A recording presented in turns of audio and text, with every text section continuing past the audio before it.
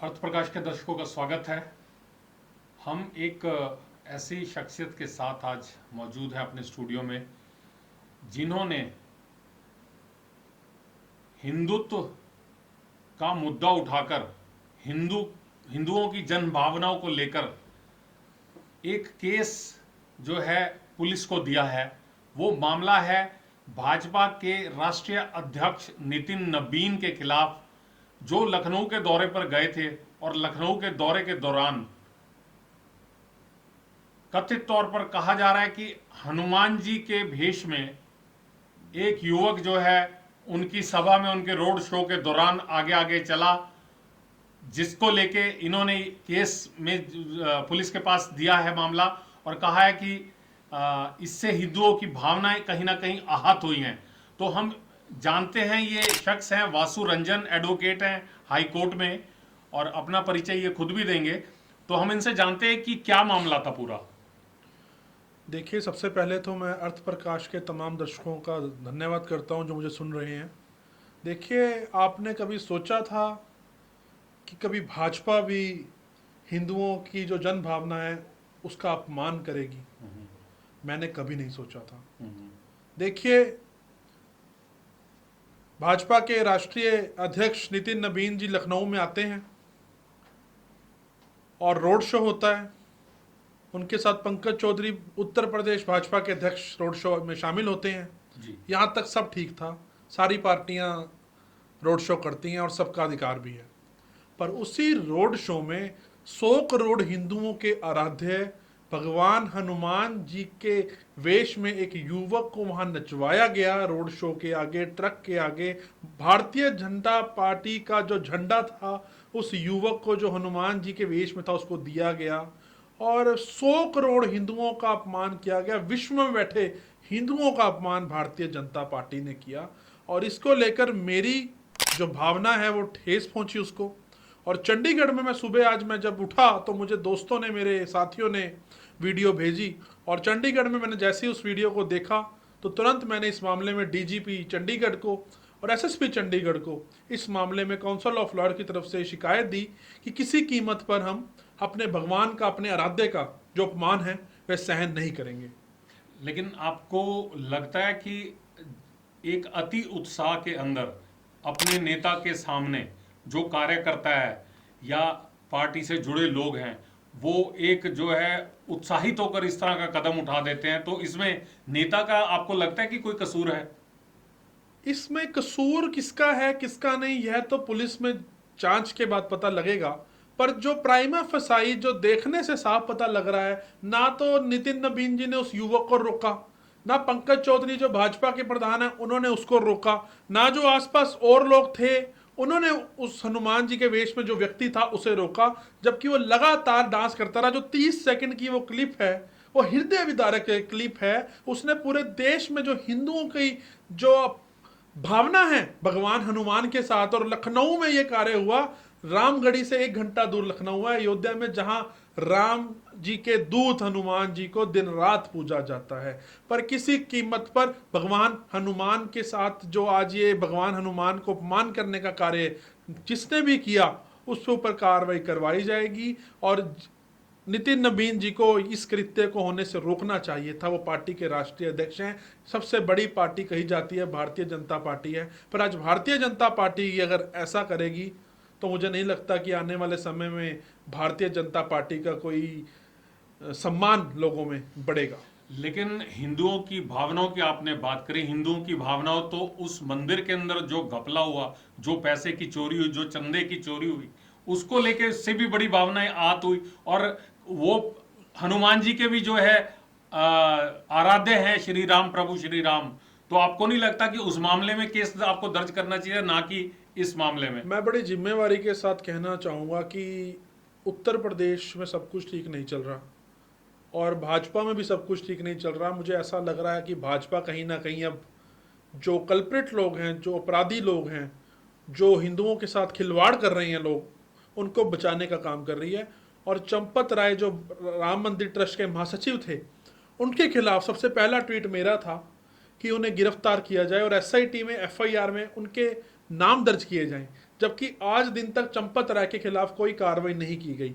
देखिए, अगर जरूरत पड़ी इस मामले में, वैसे तो बड़े बड़े विद्वान बैठे हैं और कई जो वकील साथी हैं उनके द्वारा कहा गया है कि इस मामले में अदालत का दरवाजा खटखटाया जाएगा। फिलहाल अभी एसआईटी इस मामले की जांच कर रही है, और जब तक एसआईटी की जांच पूरी नहीं होती, मैं नहीं चाहूंगा कि कोई भी इसमें हस्तक्षेप करे, क्योंकि वो लगेगा कि हम हाईलाइट होने के लिए या वकील अपने आप को उसका अपना प्रचार करने के लिए ऐसा कर रहा है। हम अगर एसआईटी में कोई भी हमें जांच में शामिल आएगा कि चंपत राय का बचाव किया गया, उनके साथियों का बचाव किया गया, तो निश्चित तौर पर काउंसिल ऑफ लॉयर्स इस मामले में माननीय सुप्रीम कोर्ट में जनहित याचिका भी दायर करेगी, और एसआईटी के खिलाफ सुप्रीम कोर्ट में जाना पड़े, अगर हाई कोर्ट में जाना पड़े, जिस भी अदालत में हमें जाना पड़े, हम उस अदालत का दरवाजा खटखटाएंगे। और किसी कीमत पर जो श्री राम मंदिर में घोटाला, जो चढ़ावा चोरी हुआ, जो हिसाब नहीं रखा गया सोने चांदी का, जो वहां पे ईंटें दी गई उसका हिसाब नहीं रखा गया, तो इसका हिसाब चंपत राय से लिया जाएगा, जिस चंपत राय ने राम मंदिर में चपत लगा दी। वासु जी, आपको नहीं लगता कि आजकल एक ये प्रचलन है कि हाईलाइट, आपने होने की जो बात करी, कि हाईलाइट में आने के लिए एक जो बड़े दल का नेता है, बड़ा नेता है, उसके ऊपर आक्षेप लगाओ, उसके ऊपर जो है टीका टिप्पणी करो और अपने आप को जो है सुर्खियों में ले आओ। तो ये मामला कहीं आपको नहीं लगता कि राजनीतिक तौर पे, आप भी राजनीति से जुड़े हुए हैं और कांग्रेस से भी जुड़े हुए हैं, ऐसा मालूम पड़ा है, तो आपको नहीं लगता कि ये राजनीति कहीं ना कहीं कर रहे हो आप इसमें? मैं देखता आ रहा हूँ आपको, आप 30 से 32 साल से पत्रकारिता के क्षेत्र में हैं जी, और मैं भी लगातार वकालत के माध्यम से, जब से मैंने होश संभाला है, राजनीति को कहीं ना कहीं नज़दीक से देखता हूँ। चाहे वो कांग्रेस पार्टी रही हो, चाहे वो भाजपा रही हो, चाहे वो बसपा रही हो, चाहे वो समाजवादी पार्टी रही हो, चाहे वो अकाली दल रही हो, मैंने आज तक किसी पार्टी के रोड शो में भगवान हनुमान का अपमान होते हुए नहीं देखा। अगर भगवान का अपमान सहना और उस पर अगर कोई कार्रवाई ना करना या उस पर कोई कार्रवाई करना हाईलाइट होना है, तो मैं चाहूँगा हर हिंदू हाईलाइट हो। ये तो आपने वही बात कर दी कि भगत सिंह को कहा दिया गया कि तू क्यों फांसी दे रहा है, तू तो हाईलाइट हो जाएगा। भगत सिंह किसी को बनना पड़ता है, समाज का राजगुरु सुखदेव चंद्रशेखर आजाद किसी को बनना पड़ता है। तो आप इसमें मुझे विसल ब्लोअर बोल लीजिए, क्योंकि समाज में विसल ब्लोअर की भी बहुत जरूरत होती है, जो सरकार तक बात पहुंचाते हैं कि ये चल रहा है। क्या पता मोदी जी को इस बात का पता ही ना हो कि ये हो गया। तो इस बात का तो देखते हैं। पार्टी 24 घंटे का टाइम मैंने दिया है, पुलिस को भी दिया है, पार्टी तक भी मेरी बात, आज पूरे देश की मीडिया ने इस बात को उठाया। भाजपा ने अब तक इस मामले में खंडन नहीं करा। अगर कोई गलती हो गई हमारे आराध्य हनुमान जी के लिए, आप देखिए पूरे देश में, चाहे सालासर हो, मेहंदीपुर बालाजी हो, चाहे चंडीगढ़ के मंदिर हो, पंजाब के मंदिर हो, हर जगह मंगलवार को लंबी लंबी लाइनें हनुमान जी के लिए लगती हैं, हनुमान जी के दर्शन के लिए लगती हैं। और मैं भी हनुमान का एक अनन्य भक्त हूँ। पर मेरे को ठेस पहुंची और मेरे को पीड़ा हुई, या तो पार्टी के राष्ट्रीय अध्यक्ष इस मामले में और जो भी वहाँ के स्टेट प्रेसिडेंट हैं और अन्य आयोजक हैं माफ़ी मांगे, अन्यथा इस मामले में मैं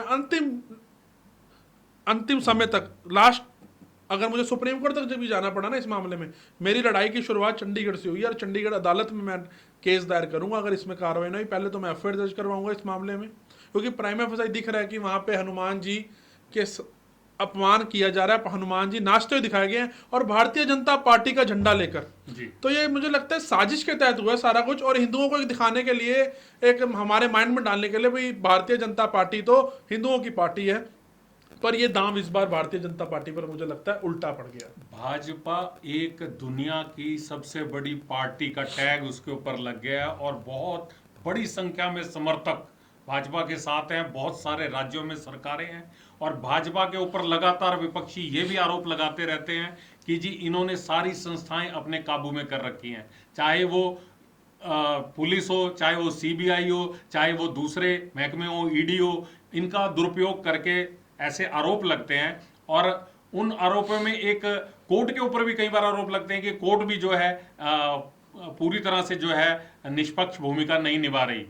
चुनाव आयोग के ऊपर आरोप लगते हैं जो विपक्षी लगा रहे हैं। तो मैं जानना चाहता हूं कि आपको लगता है कि क्या ये कार्रवाई होगी आपकी शिकायत के ऊपर पुलिस की ओर से? देखिए, बिल्कुल कार्रवाई पुलिस को करनी पड़ेगी। अगर पुलिस ने कार्रवाई ना किया तो हम पुलिस को मजबूर कर देंगे, अदालत का दरवाजा खटखटाएंगे, क्योंकि थ्रू प्रॉपर चैनल, हम ऑफिसर ऑफ द कोर्ट हैं, मैं बीइंग एडवोकेट इस मामले को उठाऊंगा और हर संभव प्रयास करूंगा कि हमारे आराध्य हनुमान जी का कोई अपमान फ्यूचर में ना कर सके। एक मैसेज जाए, पूरे हिंदुस्तान में मैसेज जाए कि किसी ने हनुमान जी के अपमान करने का काम किया था और उसके साथ अदालत ने ये किया। और रही बात घोटाले की, रही बात जो इनकी एजेंसीज हैं उस पर काबू करने की, तो ये निश्चित तौर पर सही है।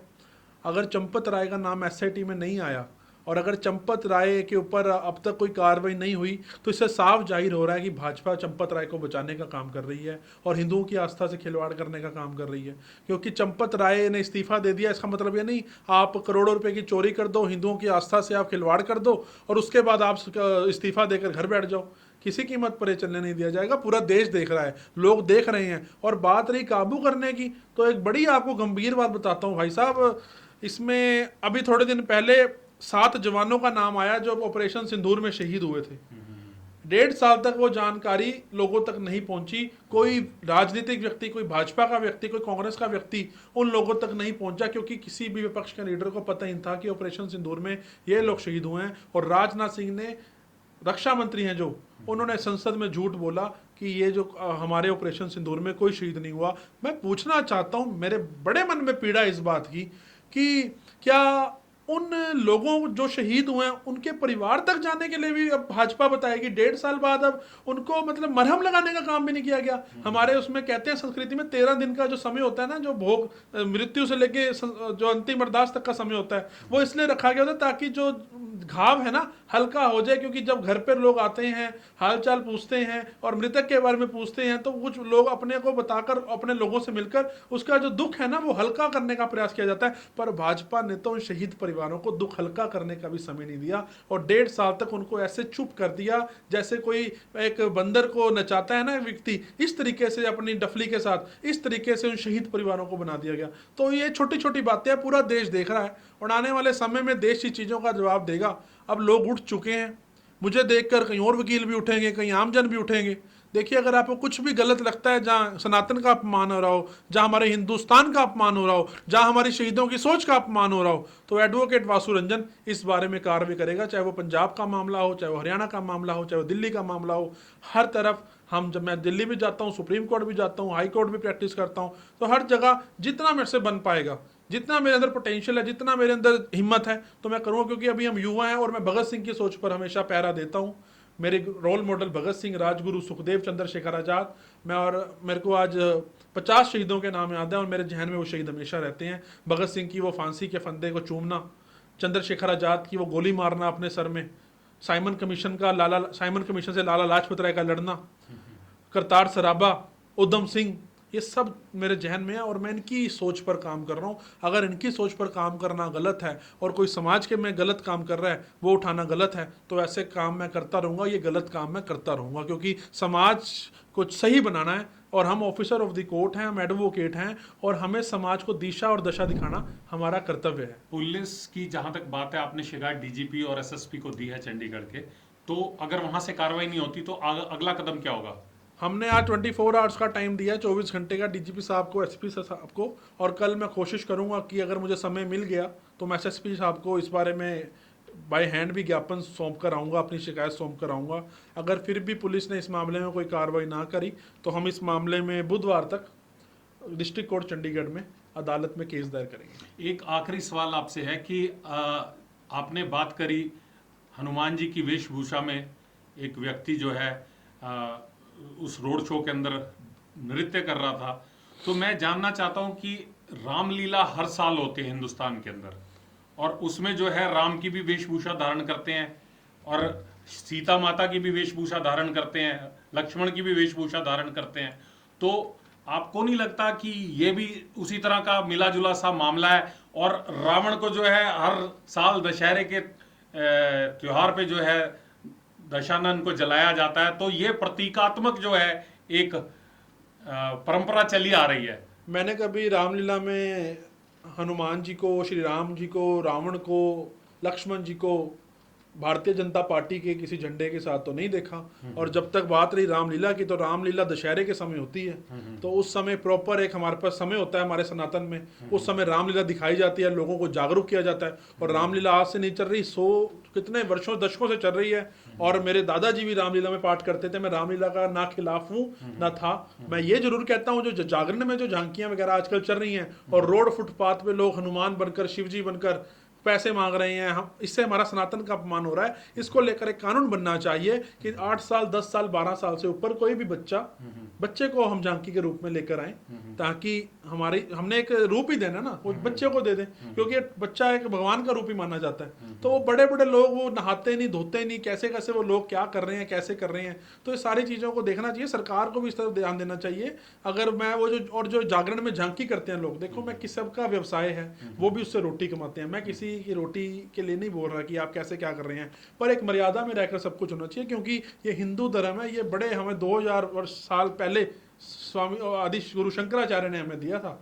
वैल्यू है इसकी, बहुत वैल्यू है। हमारे पुराण, हमारी महाभारत, हमारी रामायण हमें बहुत कुछ सिखाती है। अगर आप रामायण को पढ़ो, महाभारत को पढ़ो, उसमें हर चीज़ का जवाब है। चाहे वो और भी कोई ग्रंथ हो, चाहे वो श्री गुरु ग्रंथ साहब हो, चाहे वो बाइबल हो, चाहे वो मुसलमानों की कुरान हो, हर एक जो किताब है, जो किताब नहीं कहूँगा, हर एक जो ग्रंथ है, इसमें कुछ ना कुछ हमें सीखने को मिलता है। अगर इसको ध्यान से पढ़ोगे, इसमें हर एक चीज़ का जवाब है।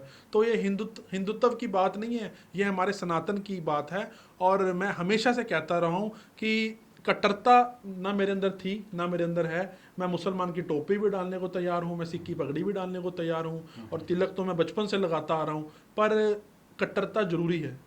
मैं कहता हूँ जिस जन्म में भगवान ने आपको जिस उसमें भेजा, जिस समाज में भेजा, तो उसका प्रचार करना जरूरी है। पर कट्टरता के अंदर प्यार होना चाहिए, नफरत नहीं होनी चाहिए। कट्टरता सिर्फ अपने धर्म को मजबूत करने के लिए होनी चाहिए, अपने धर्म के माध्यम से किसी का नुकसान करने के लिए नहीं होनी चाहिए। मैं ये हमेशा कहता हूँ और आगे भी कहता हूँ। जी, तो ये देखिए हमारे साथ थे एडवोकेट वासुरंजन, जो हाई कोर्ट में वकील हैं, और अंबाला से इनका नाता है। शंभू बॉर्डर के ऊपर जब किसान जो है धरने पे बैठे थे, तो व्यापारियों ने एक शिकायत करी, और शिकायत को जो हाईकोर्ट तक पहुंचाने वाले थे वासुरंजन थे, वो रास्ता खुलवाने का श्रेय भी इन्हीं को जाता है।